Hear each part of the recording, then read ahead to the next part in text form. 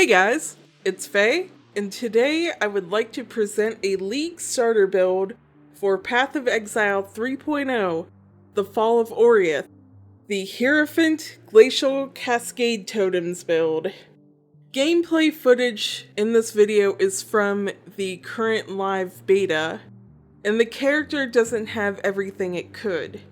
It is level 72 and using a 5-link with mainly self-found gear right now. Now that that's out of the way, let's get to the build itself. Glacial Cascade received a buff in this patch. It is now a base physical damage skill with 60% cold conversion built into the skill gem itself. The bottom line of what this means is that Glacial Cascade can now perform well with Hatred, in that the base physical damage of the skill can be converted to elemental damage fully and scale better overall. Glacial Cascade's damage has also been increased by roughly 33% at all gem levels.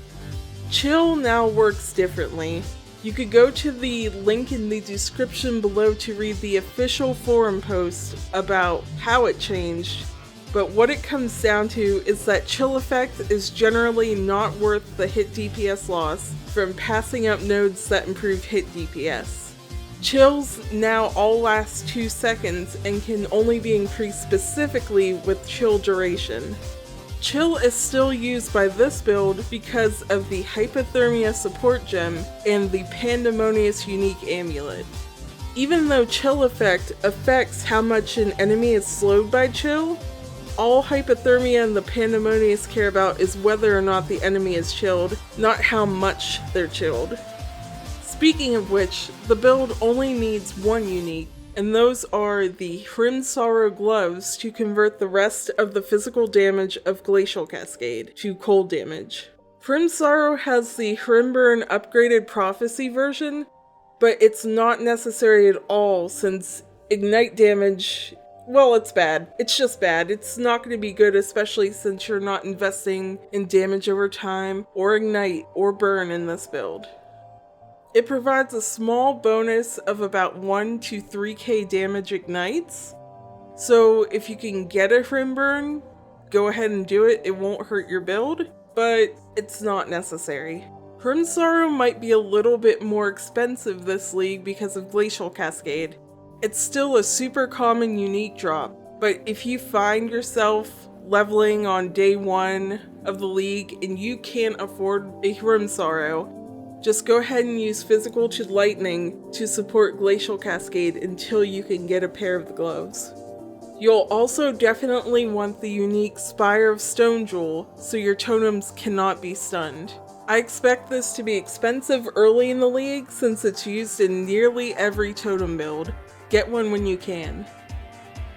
I chose Carcass Jack as the chess piece for this build because area damage synergizes nicely with Glacial Cascade hits, and the life and res never hurt. Its area damage has also been buffed to 40 to 50% increased area damage instead of the static 12% it had before. The colors might be really hard to get, and if you find that's the case, use an Armor ES 5-link rare chest. You could also try out Cloak of Defiance. In terms of unique weapons, you want to work towards Doriani's Catalyst. It's a regular at Zeri drop, but is fairly expensive, especially early in the league.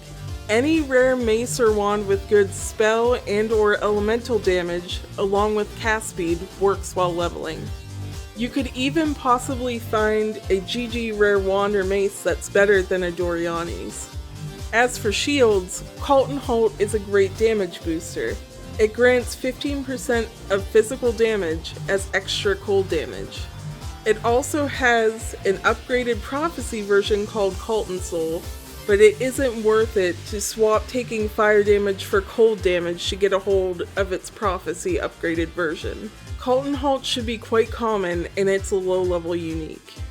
Eventually, you're gonna want to find a good Armor ES shield with stats like physical damage, cast speed, elemental damage, and of course, a good life roll and resist. A well-rolled shield like this will beat out Calton Halt both in DPS and more importantly, general survivability.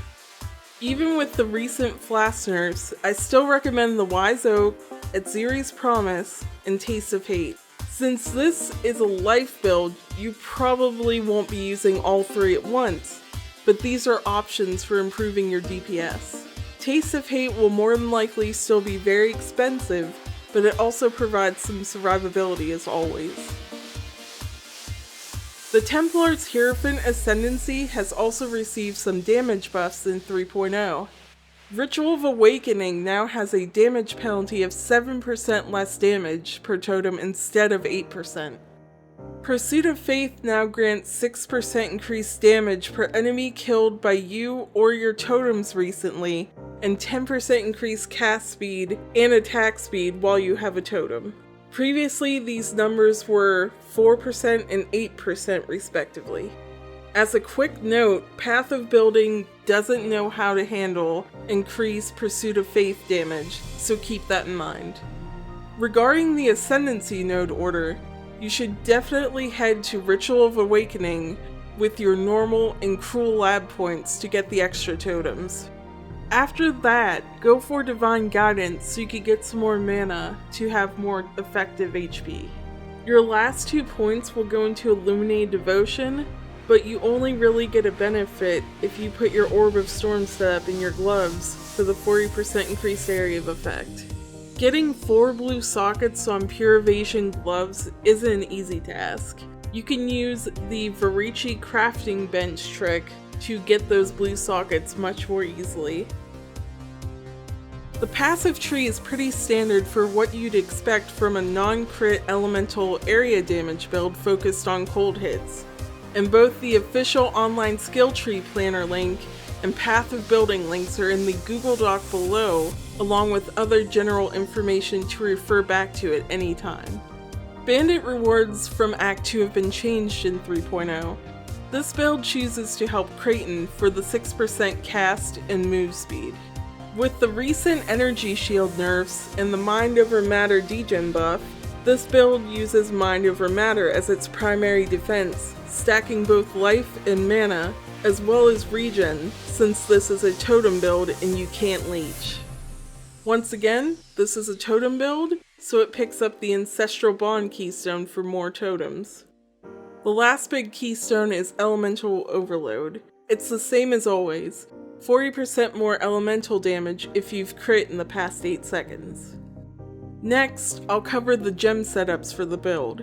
Glacial Cascade will be linked to the following: Spell Totem, Concentrated Effect, Controlled Destruction, Hypothermia, and Cold Penetration. I tried a physical to lightning variant of the build, but 100% cold conversion makes the damage easier and more effective to scale because of Cold Pen. Orb of Storms is used to activate Elemental Overload and to apply your Elemental Weakness Curse. Always be using Orb of Storms while clearing and on bosses. The gem setup consists of Orb of Storms, Curse on Hit, Elemental Weakness, and increased critical strikes. Your movement skill will be Flame Dash. Faster casting is the standard link support for Flame Dash and increases the mana cost to help Arcane Surge be able to level higher. Arcane Surge works a lot like cast when damage taken. You want to be able to hit the mana threshold of Arcane Surge within 1 to 2 casts of Flame Dash so you can get the Arcane Surge buff. Make sure not to overlevel Arcane Surge, or it's not going to proc at all. Lastly, increased duration helps to increase the mana cost, and it makes Arcane Surge last longer for quality of life. This is also why I chose not to take Sanctuary of Thought. It makes Arcane Surge less useful since it lowers the cost of all skills. It should also be noted that increased duration doesn't make Flame Dash take longer to cast. It just makes the burning ground it leaves behind have better duration. This build uses the Hatred and Clarity auras.